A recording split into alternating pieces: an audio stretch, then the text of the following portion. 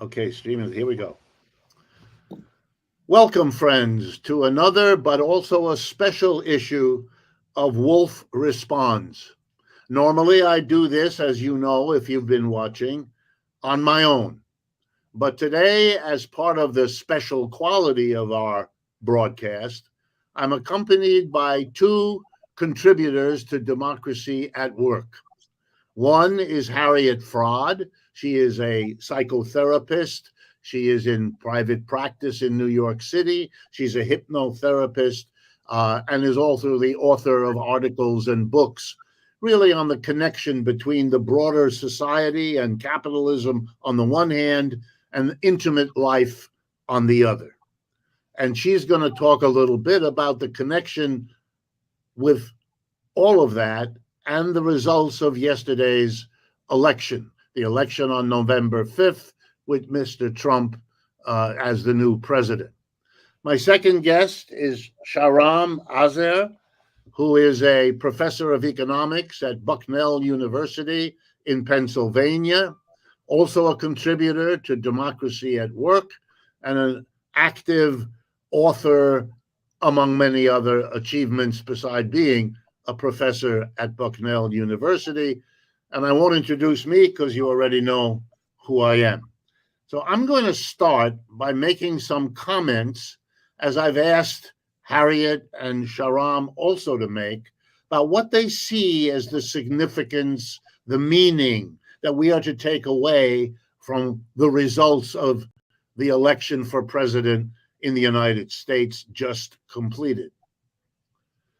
Here is my reaction as I think about this in the literally now hours since the results became known. And because I'm an economist, I'm going to focus on that. What I saw was a race between fake economics, I'm borrowing from Mr. Trump's fake news, and on the other hand, for Ms. Harris, nothing, next to nothing. Here's what I mean. Mr. Trump reacted to, as Kamala Harris also did, to the fact that masses of Americans feel that their economic situation is awful. I believe that they feel what is in fact the case, although many commentators, particularly on the Kamala Harris side, felt the need to challenge, to question, even to mock the feelings people have as if they were all somehow mistaken. They must have felt that to admit that the United States has terrible problems would be to give Mr. Trump an advantage because he would blame them for it. Of course, the answer could have been that this situation has been building for decades and is neither the responsibility of Republicans nor Democrats. It is an outcome of much deeper phenomena. I'll get back to that in a couple of minutes. So what did Mr. Trump do? He said, I'm going to protect you from this awful economic crisis that you have been plunged in and that you are suffering through. And I'm going to help you by holding back the horrible invasion of immigrants. That was one of his big pictures, his advertiser's dream, an idea that will capture people's attention. That's how you advertise a movie. This is a movie about holding back the hordes of invading Martians. And his second big idea was, I am going to smite the Chinese because they are threatening our jobs. And another wonderful story, smite the foreigner, smite the Chinese. Immigrants are foreigners, Chinese are foreigners. That's very old in America, to condemn the foreigner. Now, these ideas, if you think about them in economic terms, which is what I do, are silly. They are senseless. They are nonsense, literally. We are a country of 330 million people, one of the biggest and richest in the world. 10 to 12, and that's the number of the Homeland Security Department, 10 to 12 undocumented immigrants, themselves among the poorest people on earth, are not in a position to cause the problems of a rich 330 million population. That's ridiculous. That's not something that you argue against any more than you would argue against somebody who explains to you that their religious beliefs were shaped in them by a conversation they had with a large tree over there. You back away from such a person because you know that this is nonsense. This is nonsense. You're not going to deal with the argument. Now with the Chinese, it's the same nonsense. Mr. Trump kept saying, I'm going to hit the Chinese with a tariff. That's not what a tariff is. First of all, a tariff is a very interesting thing for a Republican to advocate because it's a tax. Tariff is just the name of a particular tax. So the party against taxes is promising to levy taxes like you've never seen before. I'm quoting Mr. Trump. That's cuckoo. What is he talking about? And he kept saying the Chinese will have to pay a pretty high tariff. No, you idiot. The people who pay the tariff are the importers. If a Chinese car comes here, for example, an electric car, which the Chinese, by the way, now produce the highest quality and the lowest price. It costs $30,000. Mr. Biden already has 100% tariff on those cars, which means the $30,000 car would require an American buyer to pay $30,000. That goes to China for the car, and another $30,000, 100%, goes to Uncle Sam. An American pays an American government a tariff. It doesn't smite the Chinese unless you don't know what the words mean. Mr. Trump doesn't know, and his audience doesn't know. Economic literacy in this country is a disaster and has been for a long time. That's a consequence of a poor education system. So Mr. Trump's great economic plan is nonsense. And I don't want to take your time, but I won't tell you about all the other nonsense. If you were to deport millions of immigrants that are now in the country, those immigrants all have jobs because most immigrants are relatively young people looking for and needing a job. And if they have a job, they're contributing into Social Security. You pull them out of the economy, you plunge Social Security into an enormous dilemma because all that money will stop coming in.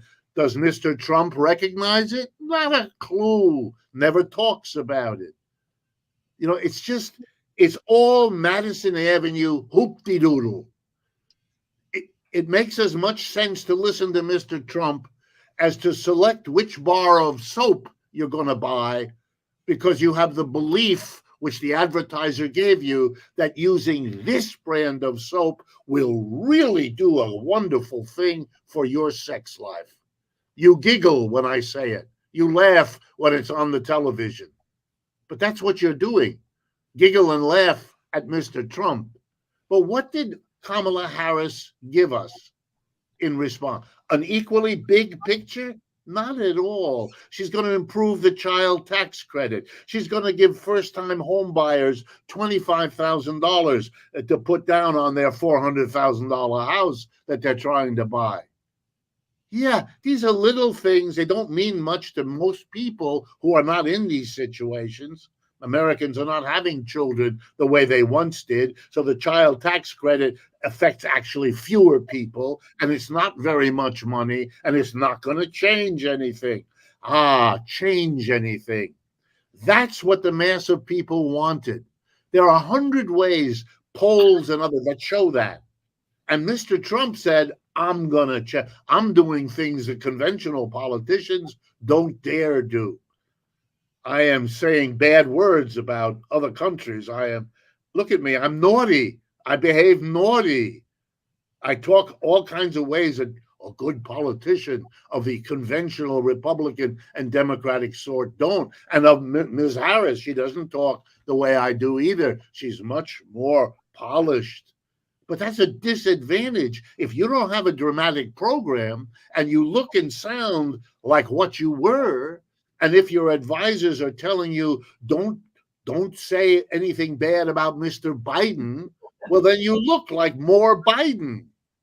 And more Biden nobody wants. Nobody. Nobody. And I don't mean that when he became, too old. I mean, even before that. He's been a conventional down the middle politician his entire political life. One expects nothing from him and he delivers. And she had to break from that and she didn't do it. And she didn't come up. Think for a minute if Bernie Sanders had come in and said, I'm taxing all the billionaires. That's the kind of idea. That would have been very popular. Everybody would have understood, and he could have made fun of Elon Musk, which would please an awful lot of other people also. And had he done so, Mr. Musk would not have dared buying votes in Pennsylvania, which he did. Okay, it's remarkable what happened here. Last thing I have to say, people have been asking me since the results have been known, what are they going to do? What are they going to do? Well, I think what I'm trying to tell you is no one knows, because this nonsense that they spoke is absurd. It's absurd. You're not going to stop immigration. No president has. If you try, it's going to have all kinds of effects in this country. Immigrants do work that Americans either won't do or will demand much more salary to do. And that's going to stoke your inflation, which everybody doesn't want. Has this been thought through? Of course not, because it's just advertising nonsense. So to tell you what he's going to do, I can't do it. And is he going to hit the country, the world with tariffs, as he said he would do? No, that's nonsense too. And let me give you, in closing, just 2 examples of why that's nonsense. If everything that comes into the United States, which is what he said, everything, I'll put a tariff on everything. Whoa, really? That means that whatever the price is that's coming in, it's going to be more than it used to be, because the importer who brings it in has to pay for it plus the tariff to Uncle Sam. Well, now, let's see. The first thing that would happen if he did that is he'd put a tariff on one of the things that comes in the morning. Coffee. In the coffee goes the sugar. Happens bringing too. Oh my goodness, your latte will cost you $30. And you don't have $30 for a latte in the morning, do you? And he knows if he wants to be aided within weeks of taking office, pulling a stunt like that is the way to go. You can't do it. That's why all those presidents who promised to bring manufacturing back to America, they all promised it, Republicans and Democrats alike. None of them delivered it. None of them. Not Trump in his first 4 years, not Mr. Biden. It's all public relations. Blah, blah, blah. It's nothing there. If you make it difficult for the companies in China to export, you know what they've been doing? They've been moving to Vietnam, who's got a great industrialization, picking up the people who go to Vietnam. And if you then put a tariff on Vietnam, they'll go somewhere else, to Malaysia or Indonesia or who knows where the next one. Everybody knows how to play this game.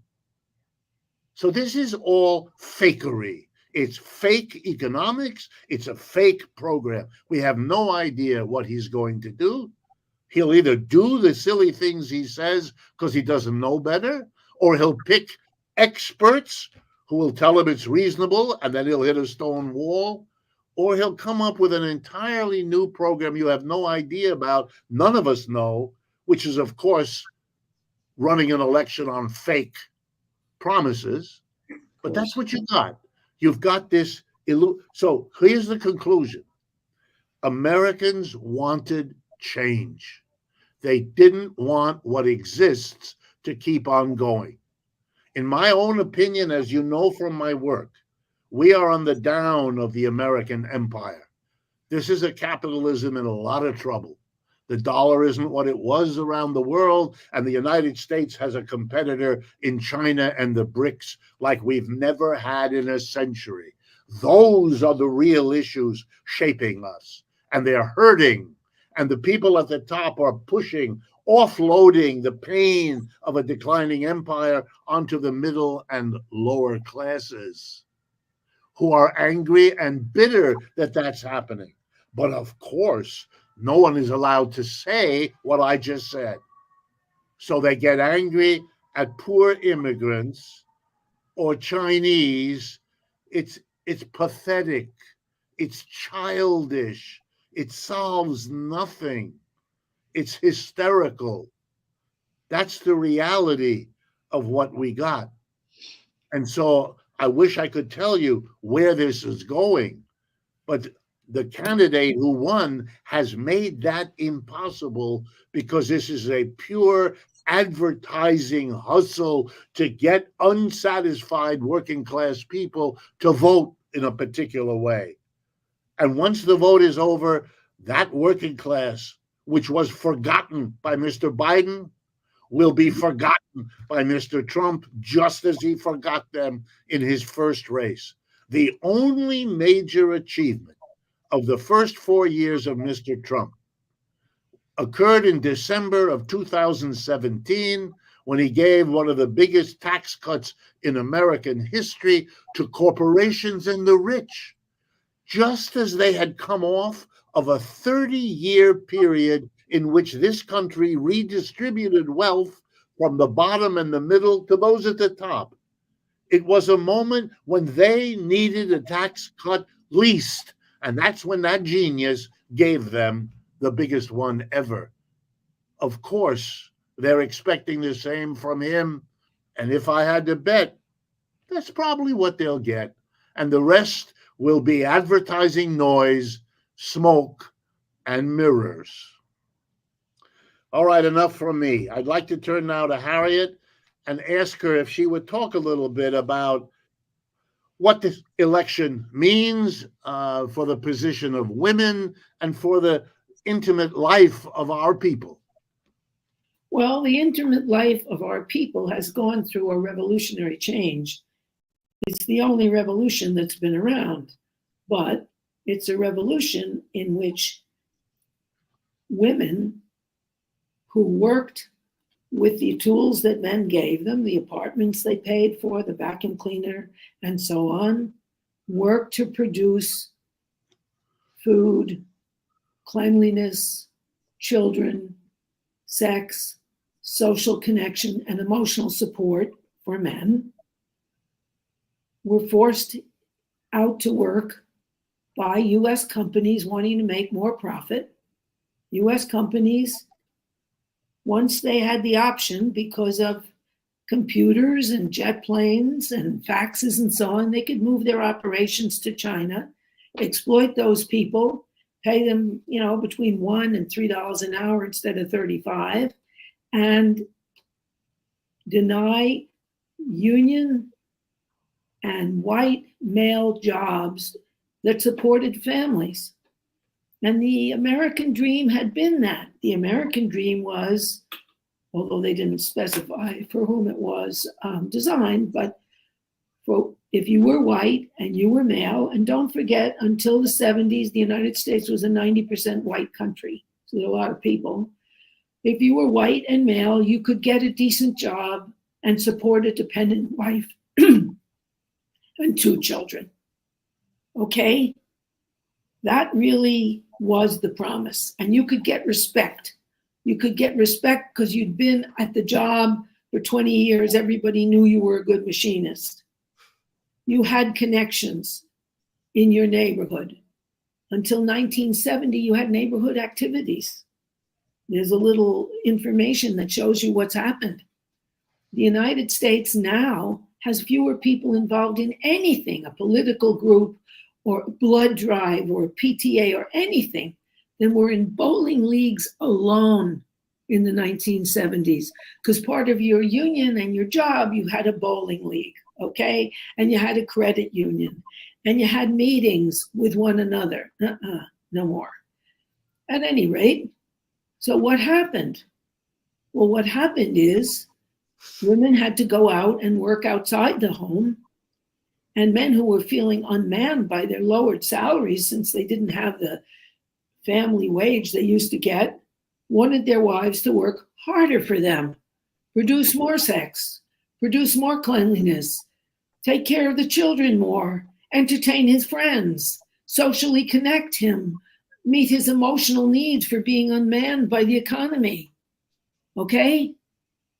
Well, women, having come back from a day of work, were a lot less willing to do a second shift, as Arlie Hochschild's book, Second Shift, describes.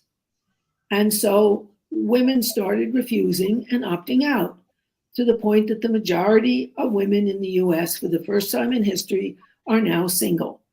And women refuse marriage. The idea of women dragging men, excuse me, to the altar because they're reluctant, no more. Blue-collar men complain that women won't marry them. It's a bad deal. They want the second shift and the first shift outside the household, and that doesn't work for women. So they're opting out. As I mentioned before, 70% of the divorces are initiated by women, and men are bereft.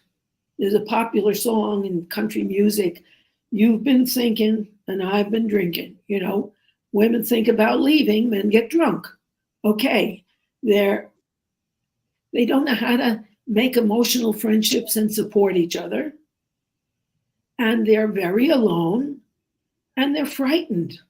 And buying guns to feel more manly and defending themselves and their family doesn't really work out for them. They're scared.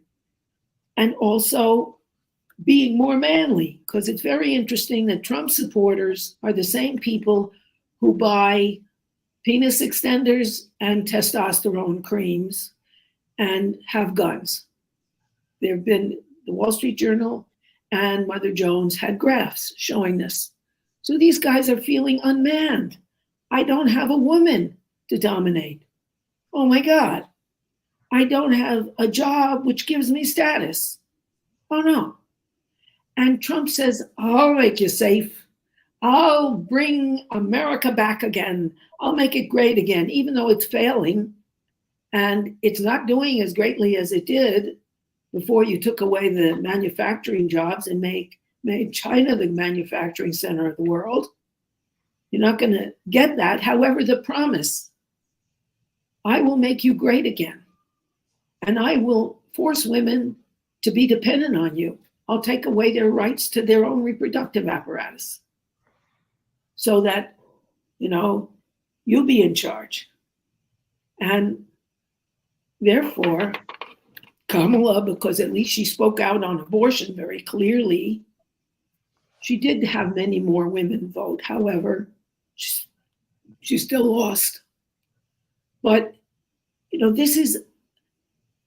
these are promises, as Rick mentioned, the economic promises. These are the emotional promises that won't be fulfilled. And already, men are all the mass murderers in the United States. There was only one woman in the last 5 years who was becoming a man in transgender surgery. So she was an aspiring man. Only one of the mass shooters. They're going crazy. If you walk around a population center like New York City, where I live, you really can't go more than 4 blocks without encountering some man who looks very frightening and is gesticulating and being crazy. And people are being shot randomly all the time. There's a mass murder every day in the United States now. At least 2. I mean, at least 1, if not 2, where people are very angry and they count on, I will reclaim my power through a gun, because that's what the gun owners told me. And so they randomly shoot people for a sense of power, just like they do in the movies. Conan the Barbarian shoots people and is mighty, okay? And it's sad. And so that men are in terrible trouble. Women less. Women are in less trouble, but they're in economic trouble because the economy is failing and because they don't make as much as men, and because if they're single mothers, which a third of American parents are single mothers, then they live in poverty and they have to work full time and they can't afford childcare. The average childcare payment for one child varies in the United States between $5,300 and some dollars and $17,000 a year. And if you have two, that's double. And so, Harriet, yes, Harriet, let me interrupt you. We'll come back. I want you to come in with comments about what I say, what Shahram says, and then we go back and forth good. to have some discussion about these issues that you brought up. Shahram, could you tell us how all of this sits in your mind? Yes. Firstly, thank you, Harriet, for those amazing. I mean, I was just really zoomed into. I mean, I just really, enjoyed your take on the issue, as I did with Rick. But obviously, I know more about Rick's way of thinking about the world than I do about yours. My experience or my vantage point is that of an immigrant who lives in central Pennsylvania. And I wanted to say a couple of things that I've observed living as I said, as an immigrant in central Pennsylvania, where Trump got 80% of the vote. And it's going to sound somewhat surprising to a lot of people. And I really think that the reason why my neighbors voted the way they did has nothing to do with racism. It's going to be surprising coming from an immigrant with the kind of melanin that I have in my skin, which is a critique of my liberal friends who have this particular image of the Trump voter, which we also saw supporters of Hillary Clinton 8 years ago, calling them a basket of deplorables, as well as Mr. Biden, who akined them to garbage. So clearly, there is this elitist bias which is at play in this story, and I feel, correct me if I'm wrong, obviously, but my feeling was and is that I'm not surprised by this result because I live in a swing state, as I said, and I could see the angst and anxiety that people from all identities, because we live in this world where we have to classify people into neat categories and identities. Honestly speaking, my Latino neighbors, my Black neighbors, my white neighbors, everyone lives through this inflationary period in which they experienced, a decline in what they could buy. So they could literally see that the groceries had gotten more expensive. They could literally observe that. So as far as I'm looking at it, and particularly I got really, obviously as an immigrant, I feel anxious about what has happened. No, don't get me wrong. But I felt that on Twitter and social media, for example, my liberal friends were criticizing Muslims, for example, Arabs, for, either not voting or voting the way they did. Similarly, blaming Latinx people, I hope you get deported, that kind of stuff, which in my mind, at least, is the reason why we're here in the first place, right? This formal, inauthentic, curated kind of politics does not appeal to me, someone who grew up in a lower middle class family. It does not. There's a particular culture that smacks of inauthenticity. And I really feel that inauthenticity of the Democratic Party and the pro-globalization folks has really, really harmed the cause of the left. I also just wanted to kind of say one more thing I found it really fascinating when Rick talked about the tariff, because there's some good news, obviously. Tesla is 13.3% up, which is great news for Elon Musk. I just learned a really good lesson in investing, because you invest in buying policy, you dance on the stage for a particular candidate, and 1 month later, the valuation rises and you're good to go. So it closed at 250 last night and it opened at 285. I'm extremely happy about that because you see, capitalism is working really well for Mr. Elon Musk. He's in power now, which means that he now has the power.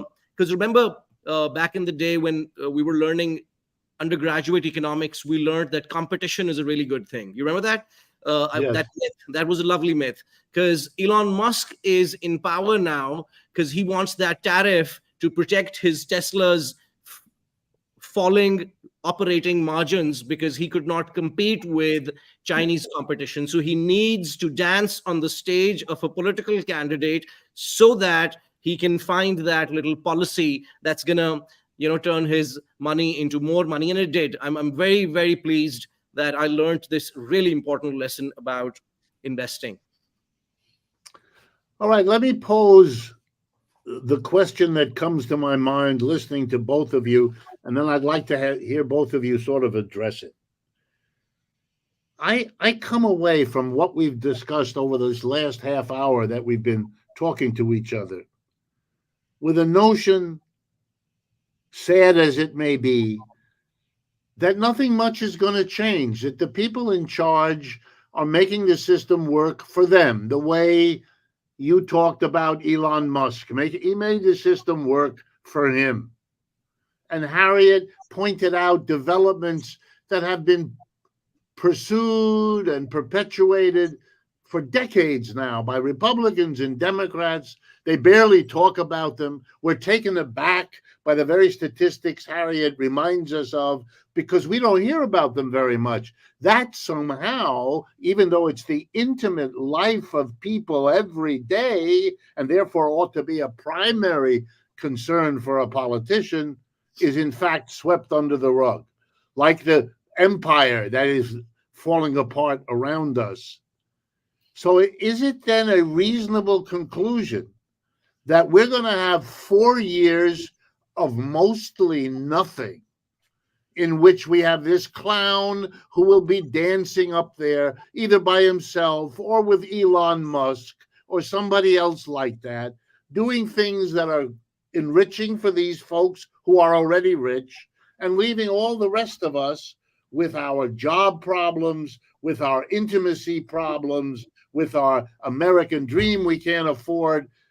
And so 4 years from now, we will watch Mr. Trump thrown out of office, or Mr. Vance, as people react because the Democrat, whoever it is, will be saying, well, nothing changed. If you really want change, which we'll all want more then than we even do now, and we'll be angry at Mr. Trump because he didn't do it the way he cashed in on Biden and Harris because they were in power and they didn't make a difference. Is that a reasonable expectation? I just would be interested if each of you could say yes or no or whatever you think about it.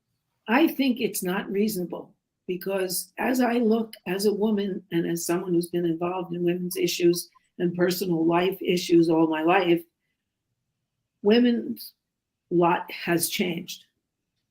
Sexual mores have changed. There's a lot more people having sex. There will be a lot more women killed because they'll bleed to death when they try to miscarry or when they're in the process of a legitimate miscarriage and hospitals refuse to treat them and insurance companies don't have to pay for that and doctors are afraid they'll lose their licenses and hospitals will be afraid that they're fined. And so even though New York State does have a state abortion permission that passed, whether that'll pass this right-wing Supreme Court, I have no idea. But I think a lot more women will die and a lot more women will be activated.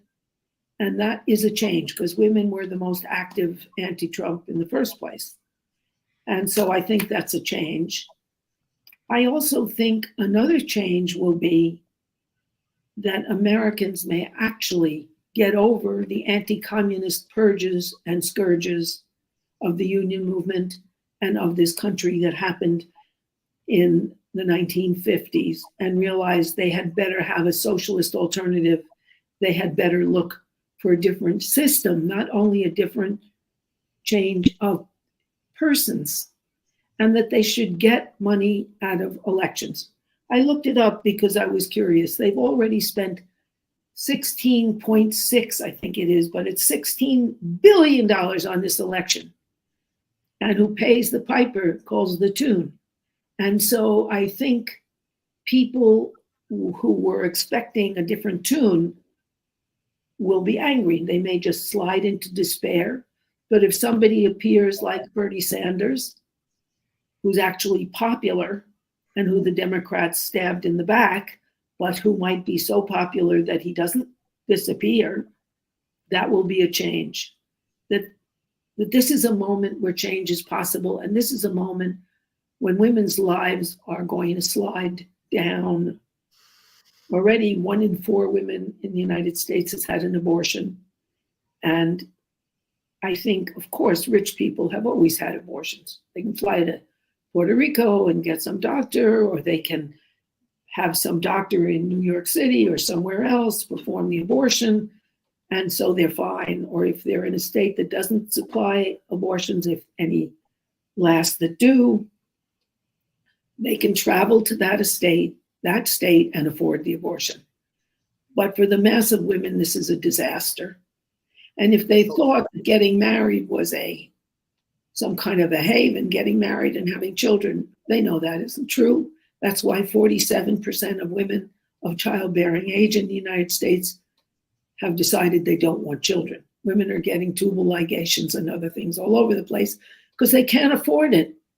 Even if you have a stable marriage and you're not one of the 70% of people who get divorced or separated without the legal system, 2 people can't afford it. They just can't afford a child. And so this will be a huge problem in the United States, and it will change that way. Shahram, what's your thinking about whether things will change or not and how that plays out? Not that I disagree with Harriet, but honestly, I feel that as a father of 10-year-old, my son woke up today. He was extremely depressed. He asked me what happened. I told him. But then when I told him that, we're Marxists, we were kind of prepared for this. So I told him that, your generation has to build that alternative.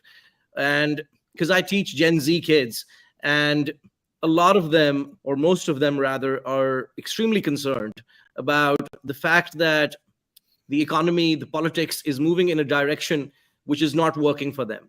Black, white, Chinese, regardless of the demographic background, you talk to these kids and they're sick of the way capitalism is working, or rather not working for them, right?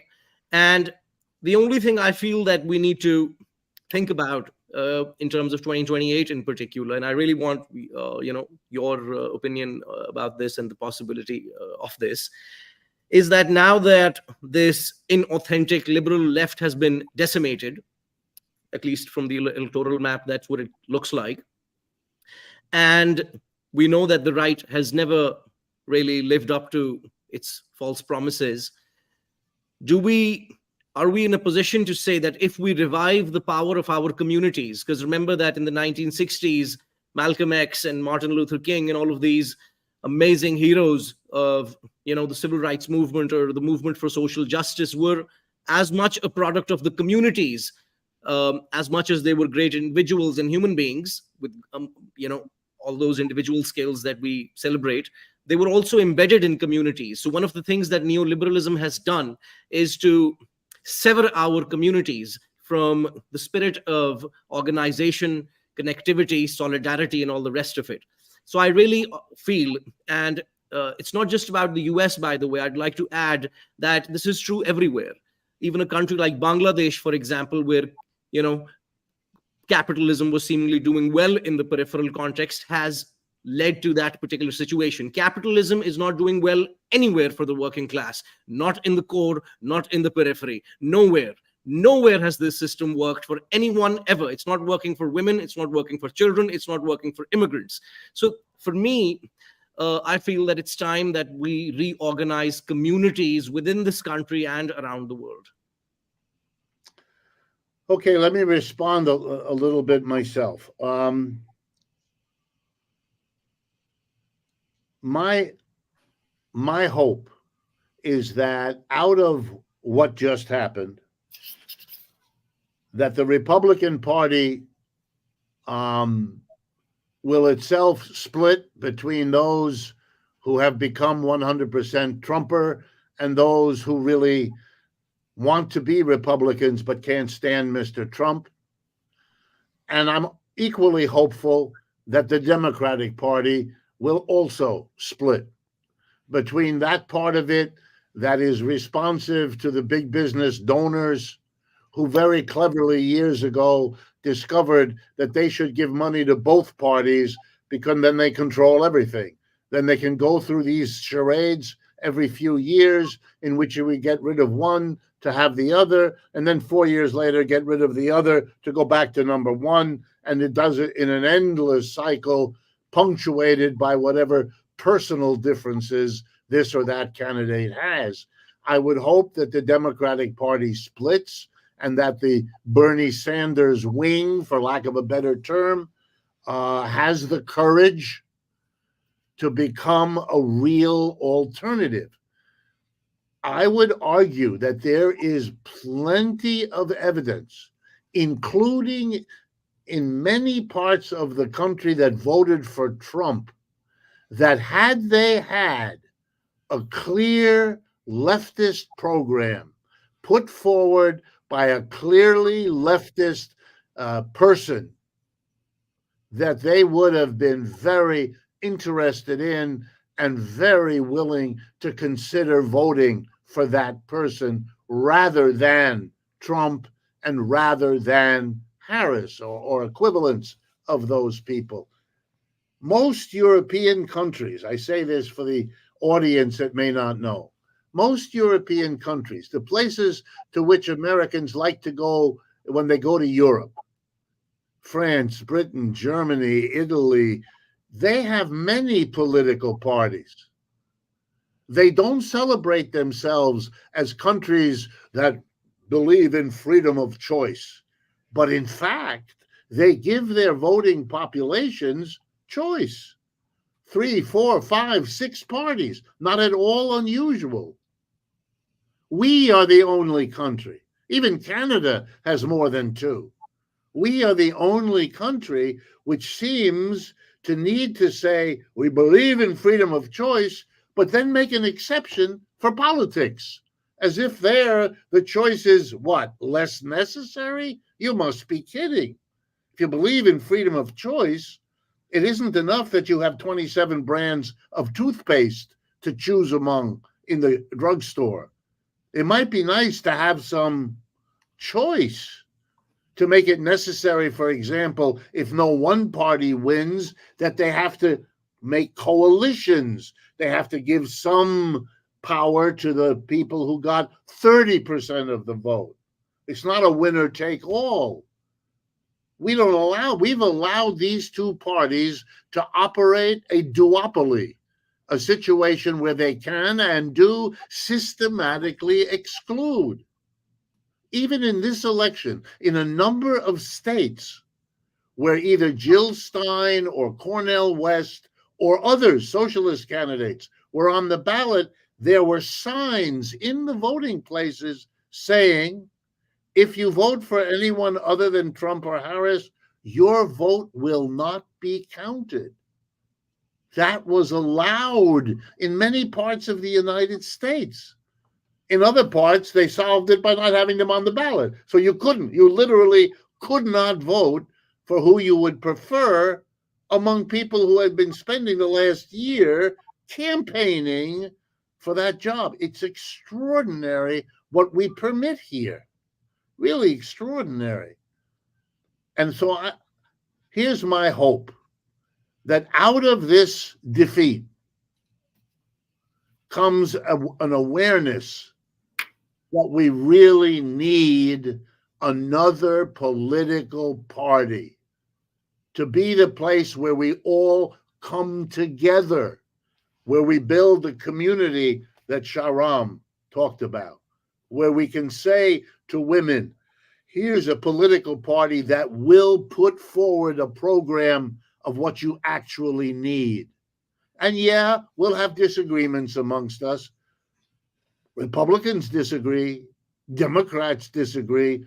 We can disagree too, but it will be disagreement around a common program that will give Americans a real choice. The polls indicate that a majority of the voters said they were not enthusiastic about either of the two candidates, but they had nowhere to go. It might be a really important thing for those of us who think and talk the way all three of us do, if we could be part of a third party that would give people that alternative, because we would do it fairly and honestly and clearly with people unafraid to break the mold, because they are breaking out of this two-party duopoly. Could I have your, because we're running out of time, what do both of you think about that particular idea? Pro, con, what thoughts do you have? Harriet, let's start with you. Yeah, I think that's a great idea, because having studied this, the FBI and CIA in the 1970s had an operation called the Great Wurlitzer, where they had put tens or hundreds of thousands into the women's movement with its CIA operator, Gloria Steinem, and in the Black movement as well, to change women's liberation, which at first included, we thought by standing up, we would bring everybody with us because we were at the bottom. No. So it became the women's movement against males, basically, and for inclusion in the capitalist system, and they excised the working class and the class component of the movement. With the Black movement, they changed the civil rights movement to the Black Power movement, kill Whitey, okay? So they very successfully created identity politics, which prevented us from what we need, and we have to say, we need each other. We're not going to win in a splintered party. We're not going to win as feminists versus Black Lives Matter versus climate activists versus LGBTQIA. No way. We have to unite like an umbrella where the center is socialism and all the panels are things like feminism, gay rights, homosexual rights, economic rights, union rights, climate rights. And that, because that's what we have. We have to say what we have is people, and we keep everything going because we're people that do the labor. What they have is the money. And we need each other to stand up and to organize that and make that happen, and have the left have some idea of that. So they're not worrying about microaggressions at a meeting. They're worried about how do we unify and making sure we're seen. And the union movement has a lot of wonderful aspects of that in Sean Fain and the UAW. And so does the feminist movement, has some of that, and so does every other. Because we obviously need each other. We just lost. Shahram, what do you think? Absolutely, Rick. Absolutely. 100%. It's an excellent idea. It's not only an excellent idea, it's the need of the hour. It's imperative that we start thinking about this idea right now so that we stand a chance in 2028. Number one, we have to do this right now, immediately. Don't wait for it for another 3 more years so that our liberal friends can then tell us to hold the nose and vote for that kind. I don't want that. We should start right now. Unite the many to fight the few. And I think the basis of that has always been respect and solidarity. Respect and solidarity. Stop dividing people, as Harriet said. Stop these oppression contests. I'm more oppressed than you are. Stop believing that there are any individual solutions to systemic problems like recycling is going to solve the ecological crisis, or eating at Whole Foods is going to, do organic is going to change anything fundamental. Stop that. That's not going to work. We need to sit together, as Harriet said, and as you also kind of pointed out, on a broad program of social justice that unites the many to fight the few. And I think it's not only possible, it's imperative. Well, social justice and class justice, I think that has to be right up there too. Absolutely. Yep.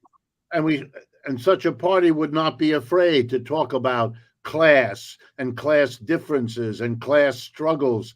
That would be a central part, not more important than the others, but a central part alongside the other issues, so that the comprehensiveness of what we're about will, I think, appeal to people, even if they disagree with this or that particular point that gets made. I would like to make a comment also that the Trump forces include people who started years ago to work. They decided that their strategy was to capture the Republican Party, and so that's what they've done. And when they were defeated 4 years ago, they went right harder to work. And across the 4 Biden years, Mr. Trump kept going, organizing his white supremacists and his gun enthusiasts and his anti-abortion people and all the others that he had to placate and to bribe and to promise whatever it is they wanted. And I think there's a lesson there. If you want these things to happen, then you've got to, as Shahram says, you've got to settle down, whatever your situation, and go to work with a clear strategic priority on building that party. If we have problems amongst ourselves, we'll try to resolve them in a way that builds that party. And we have that kind of solidarity, especially because people are, as you put it poetically, Harriet, lonely, isolated, without community. Shahram spoke to that too. Let's be a community for like-minded people who see the need for what we're talking about. My guess is they're everywhere, and in that way, the Republicans, because of what they support, are not part of this. And the Democrats, because of what they've become, they're not part of this either. We're talking to the other X%. And X% is many more people than you need to have an effective political party. Well, I would like to add, though, something that we would have to be psychologically astute, that we would have to be inclusive. One of the things that Sebastian Junger talks about in his book, Tribes, is about what happens to men who leave the Army or the Navy or the Marines. You know, our son-in-law was in the Marines. Every single person in his squadron now has committed suicide, except for the 4 that were killed in battle and him. Everyone else committed suicide. Many more people starting in Vietnam, going on to Iraq, Afghanistan, kill themselves than are killed in battle. Because in battle, people understand each other, men cry on each other's body and comfort one another, and they know what they've been through. And psychologically, people are alienated, and we need to be inclusive on every level in our meetings, not pandering to people's weirdo needs, but emphasizing kindness and solidarity above all. Yeah, I just wanted to add that, you know, when I was growing up, or this is probably true for everyone, our parents used to tell us that politics is about service. It's about trying to help people. It's about trying to help those who need it, to rise up for people, to stand up for the rights of the oppressed. You know, that was the idea in our minds, at the very least. I probably was raised by a different kind of parents. Yes. But the moral of the story is that what happened to all of that? What happened to the idea that politics is about, you know, this was even a part of the great religions, right? That politics is about service and sacrifice. And it wasn't about you. It was about the people that you were representing. And, you know, patriotism was about, you know, the greatest patriot was the person who stood up for the rights of the oppressed rather than who snatches the most from the population. Well, the way it's articulated in the United States, and this may be a good way to close this, we had that kind of politics at various times and places. But instead of keeping it, we decided to run our politics in a, quote, business-like manner. And that was much truer than anyone understood. It became a business. And if you talk to many of the young people who go into politics now, they're making a choice between being a doctor or a lawyer or a real estate agent, and they decide to go into politics. And they want and expect that they can make a killing there, that they will become rich.